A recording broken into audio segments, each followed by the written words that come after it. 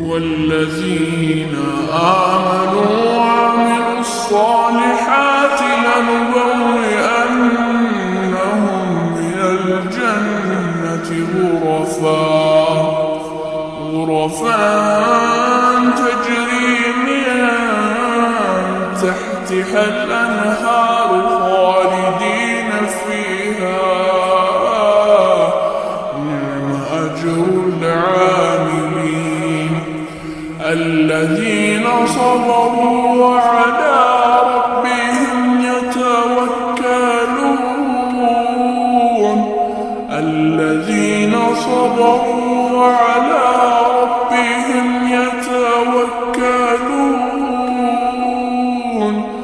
وكأين من